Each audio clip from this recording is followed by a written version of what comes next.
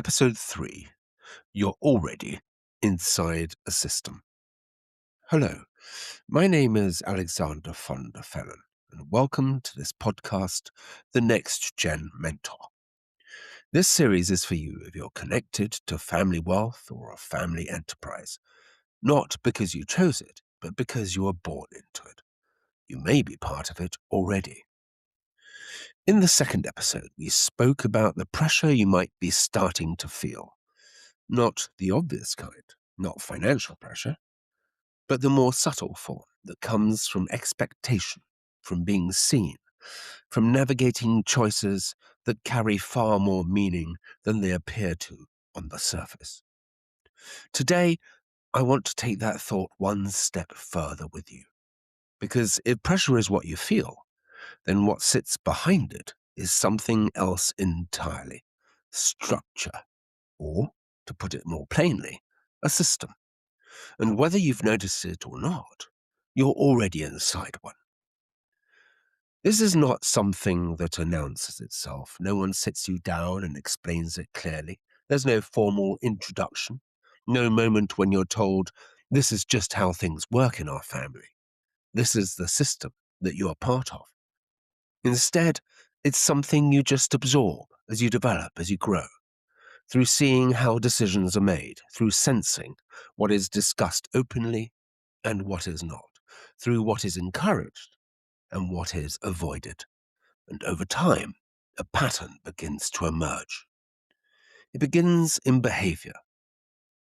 Just think back to the last significant decision that was made in your family. How was that decision made? Who was involved? Who was not? Who spoke first? Who listened?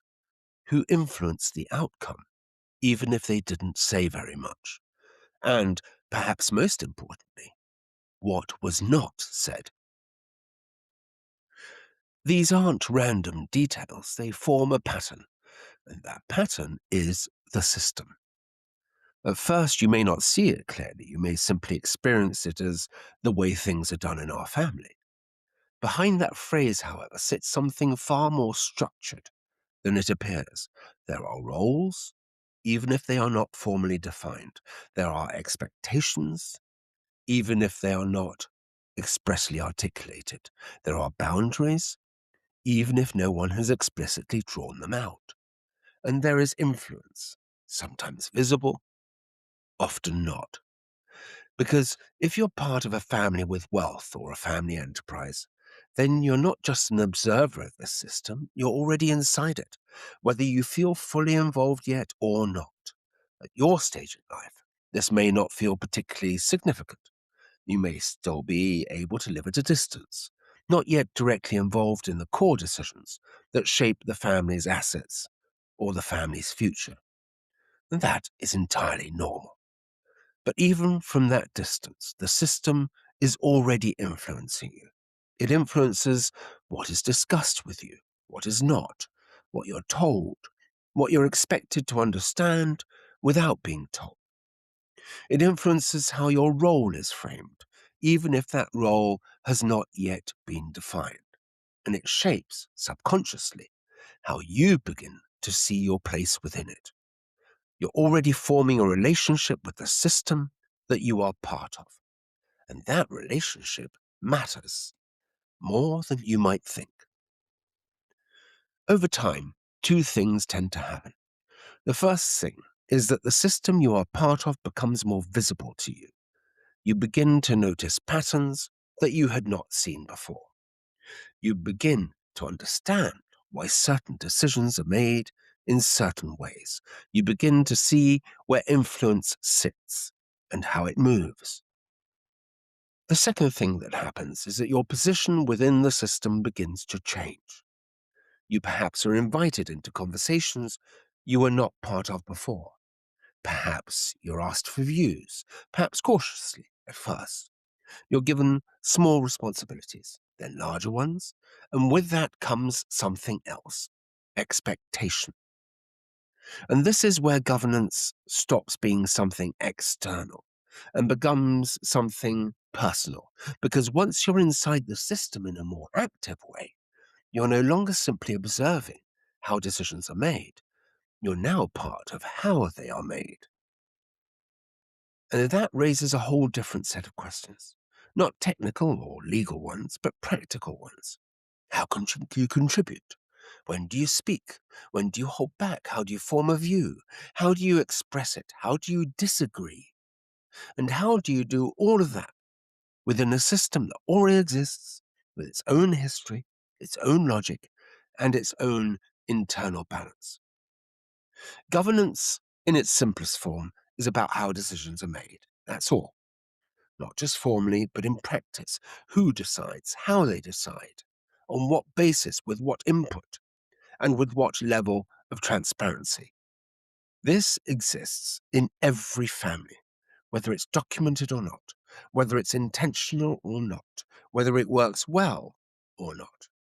And the quality of that family governance has a direct impact on the quality of decisions, on the relationships within the family, on how conflict is handled, on how continuity is maintained, and ultimately on whether the family's assets and its cohesion can endure over time. But at your stage, this is not something you're expected to manage. Not yet, anyway. What matters right now is something far, far simpler: awareness. To begin to see that what feels informal is often structured, that what feels personal is often systemic, and that what feels situational is often patterned. Because once you begin to see that, you're no longer just reacting to what happens. You begin to understand why it happens. And that changes your position meaningfully. Okay, now let's explore how those systems form. I'm not going to give you theory, I'm going to give you reality. The fact is, most family systems are not designed. They evolve. And how they evolve matters far more than most people realize.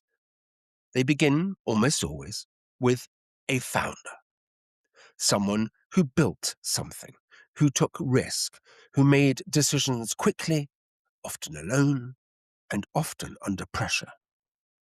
In that early phase, there is no need for structure in the formal sense. There's simply action, instinct, judgment, and a very, very clear center of gravity. One person, one voice, one direction. That works. In fact, it works remarkably well, particularly in the early years, when speed matters far more than consensus and clarity matters far more than process. Decisions are made efficiently because there is no ambiguity about who is making them. The system is simple, it is centralized, it is direct, it is effective. But over time, things change. The business grows, the family grows, complexity increases. What was once manageable through instinct alone now becomes something that needs navigating. This is where something subtle begins to happen. Others start to become involved. Gradually, informally, each one adding a layer, each one influencing how decisions are shaped, even if the final decision still sits with that one person. And without anyone consciously deciding it, the system begins to shift from something that was entirely personal to something that is shared, not fully, not formally, but incrementally. This shift is rarely discussed openly. There's no moment where a founder announces that the system is changing. It simply evolves. While the system becomes more complex, it does not necessarily become clearer. In fact, in many cases, the exact opposite happens. The original clarity of one person decides is replaced by something less defined. Influence becomes more dispersed, but not always more transparent. Roles begin to exist, but are not always articulated. Expectations begin to form, but are not always expressed. And so the system moves from being simple and visible to being complex and less visible. This is the environment you're probably in right now. Not the early clear phase, but the later, more layered one, where decisions are no longer made in a single place, where influence now sits in multiple places, and where the logic of how things work is not immediately obvious. You might notice, for example, that certain decisions appear to be made collectively, but in reality, the outcome was shaped beforehand. You might observe that discussions take place, but the range of acceptable outcomes is narrower than it appears. You might feel that you're being invited to contribute, but not entirely clear on how much weight your contribution even carries. Again, none of this is unusual. It's simply how systems evolve when they are not consciously designed. They become a mix of myth, history, personality, habit, partly structured, partly informal, partly visible, partly not. And within that, each person finds their place, often without realizing how that place is even defined. Sometimes it's shaped by age, sometimes by experience, sometimes by proximity to the founder, sometimes by personality, sometimes by events that happened years before you were even born. A disagreement, a decision that went wrong, a moment of trust that was gained or lost. All of these leave traces, and those traces influence the system long after the original moment has passed, which means that when you enter it more actively, you are not starting from a blank page. You are stepping into something that already has mass and momentum, already has direction, already has patterns that have been reinforced over time. You may find yourself wondering why certain reactions occur, why some ideas are welcomed and others are met with, well, let's call it hesitation, why some conversations flow easily, while others seem to stall. And without seeing the system clearly, it's natural to interpret these things personally. I mean by that, to think that it is about you, but often it's not. It's about the system itself, about how it was formed, about what it is used to, and what it finds comfortable and what it does not. And this is where awareness becomes powerful. Because once you begin to see the system as the system that it is, rather than as a series of isolated interactions, your whole perspective shifts. You'll begin to notice patterns. You begin to anticipate responses. You begin to understand where influence sits and how it moves. And that is enough to change how you engage. You may choose to listen a little longer before speaking, not out of hesitation, but to understand the context more fully. You may choose to frame your views differently, not to dilute them, but to make them land more effectively within the system you're part of. You may recognize when to contribute actively and when to step back and observe. These aren't tactics. They are merely forms of awareness, and over time they build something that is far more valuable than immediate influence. They build credibility. You see, in a family system, credibility is not established through your position. It's established through how you engage within the system, through consistency, through judgment, through an ability to contribute without destabilizing what already exists. And that takes time. There's no shortcut to it, no formal process that can accelerate it. It develops gradually at its own speed, through repeated interactions, through small moments that accumulate, through demonstrating that you understand not just what decisions need to be made, but how they are made within this particular system. And eventually something shifts. You're no longer on the edge of the system, trying to interpret it. You are now within it. And that is where family governance, in its more formal sense, eventually begins to enter the picture, not as something imposed from the outside, but as something that becomes necessary from within. But we're getting ahead of ourselves. For now, the focus should remain where it should be, on seeing clearly, on understanding that you're already inside a system, that it has structure, even if it isn't written down, that it has logic, even if it's not immediately visible, and that your relationship with it is already forming, whether you're consciously shaping it or not. Because once you see that, you're no longer moving through it blindly. You're moving through it with awareness. And that, more than anything else, is what begins to make the difference. With that awareness, something else begins to happen. Under the surface, perhaps, almost without you noticing it at first. And that is that you start to see the system is not just something external that you're navigating. It is something that is also shaping you. Your instincts begin to adjust, the way you listen, the way you interpret silence, the way you weigh what is said against what is left unsaid.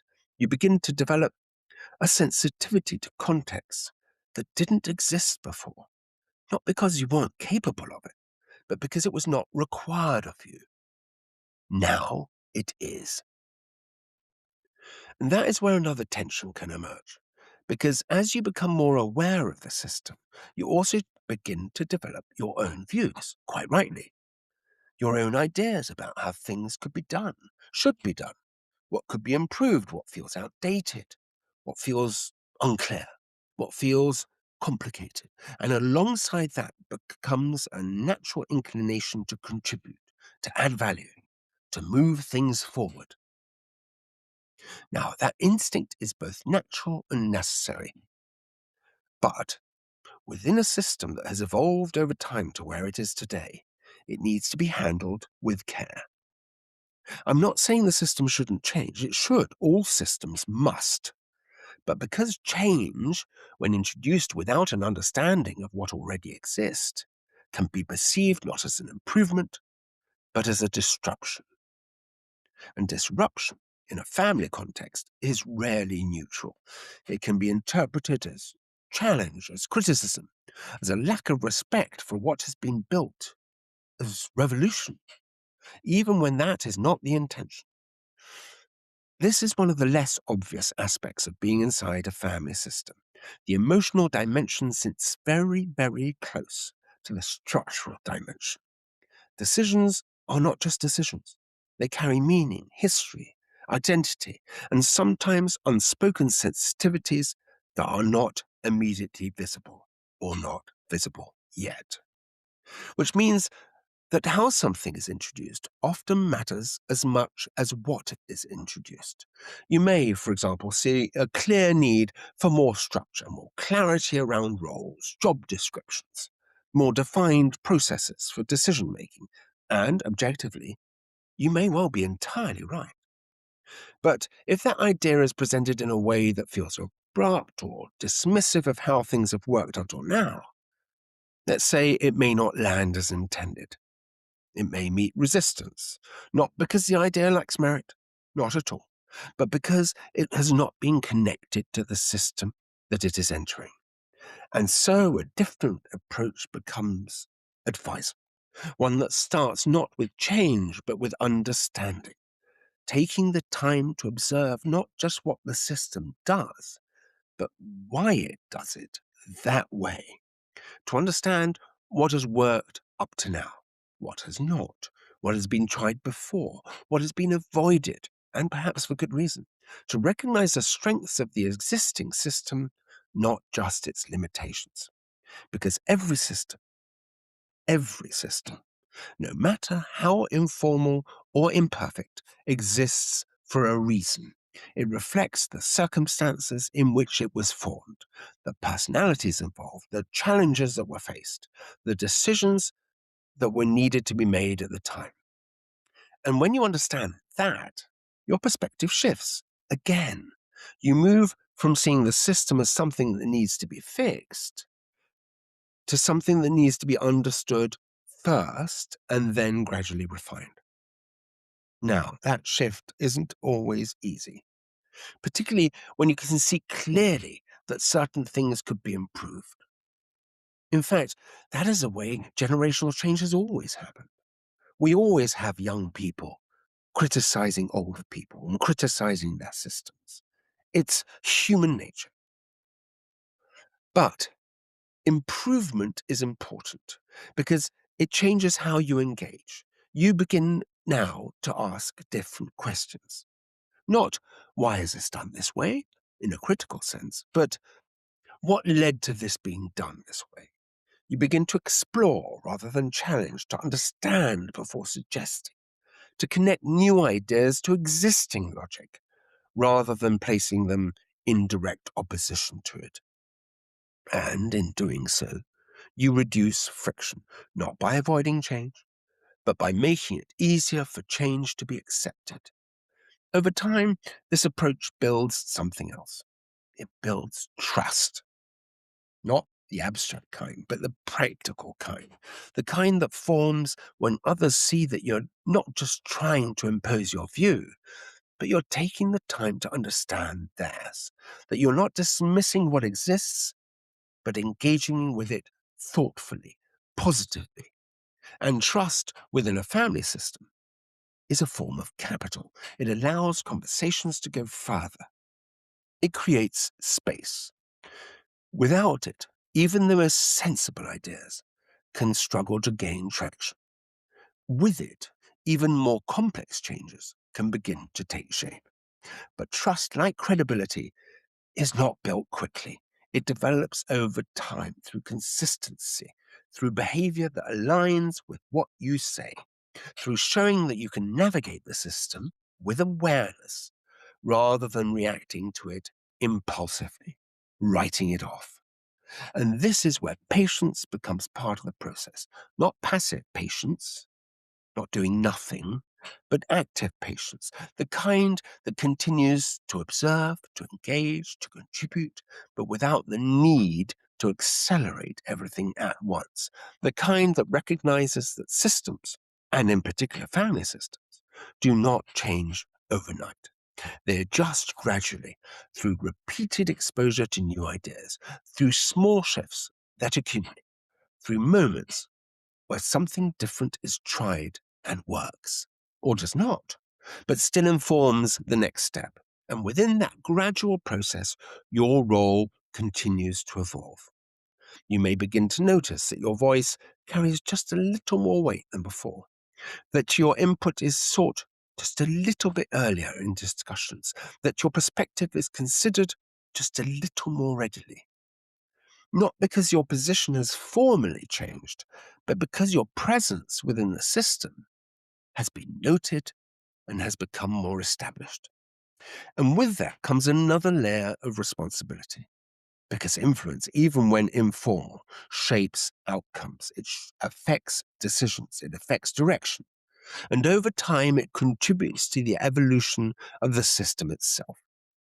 Which brings us to something that's often not spoken about directly. Every generation inherits a system, but it also leaves one behind. The system you're part of today was shaped by those before you, by how they made decisions, by what they prioritized, by what they formalized and what they left informal, what they changed and what they left untouched. It's often said that all revolutionaries become reactionaries, because the only revolution that counts is their own. And so it is here. The system that exists reflects their influence, and in time it will reflect yours, not in a single moment, but through accumulation, through how you choose to engage, through what you reinforce, through what you gradually adjust, through what you choose to formalize, and what you allow to remain flexible. This is where the idea of family governance begins to deepen. It moves beyond simply understanding how decisions are made today, and it becomes about shaping how they will be made in the future. Not necessarily in a formal, documented sense, at least not immediately, but in practice, in behavior, in expectation, because formal governance structures, when they do eventually appear, are often a reflection of what has already been happening informally. They don't create behavior from nothing. They capture it, they organize it, they codify it, they make it visible, but the underlying patterns are already there. Which means that the way you engage now is already contributing to what governance may look like later. Now, that's not something for you to carry as pressure, but it is something to be aware of, because it brings a different level of intentionality to your involvement. You've got to understand that you're now no longer just participating in decisions. You're participating in the shaping of a system that will outlast any single decision and may well outlast you. A system that will influence how others, perhaps the next generation after you, experience their place within it. And if you think back to where we began, that matters, because just as you are now becoming aware that you're already inside a system, those who come after you will experience exactly the same. They will step into something that already exists, that already has patterns, that already has expectations, and the clarity, or lack of clarity, that they experience will in part be shaped by what you contribute today. So the question is not how to redesign everything, not how to impose structure where none supposedly exists, not how to accelerate change beyond what the system can absorb. It is far, far simpler than that. It's just about seeing clearly, engaging thoughtfully, contributing steadily, and recognizing that you're not outside the system looking in. You're already inside it, and you always have been. So as we come to the end of this session, it's worth pausing on something really quite simple. You're not waiting to enter the system, you're already in it. And the way you see it will shape how you move within it. Not everything needs to be understood immediately. Not everything needs to be changed. But noticing what is there, quietly and consistently, is where this whole process begins. Over time, that awareness becomes judgment, and that judgment becomes contribution. So for now, here are a few practical pointers to carry with you. Things to do. Number one, pay attention to how decisions are actually made, not how they appear to be made. Number two, notice who is involved and who is not. 3, listen for what is not said as much as for what is said. 4, avoid rushing to change things before you understand why they are the way they are. 5, take time to observe patterns. They will tell you far more than any formal explanation. 6, when you do contribute, connect your ideas to what already exists, not in opposition to it. 7, build credibility through consistency, not through visibility. 8, accept that influence develops gradually, not suddenly. 9, recognize that trust is earned through how you engage, not what you propose. 10, be patient. Systems evolve over time, and believe me, so will your place within it. This isn't about stepping forward quickly. It's about stepping forward with awareness. And that is what makes all the difference. And that was episode 3, where we looked at the system that you're already a part of and always were. Join me for the next session on this journey to start delving into something far deeper, the question of your own identity, and that will take 3 sessions. And in the first of them, we address this important question. If you didn't build this, then who on earth are you? Until then, I am Alexander von der Fellen.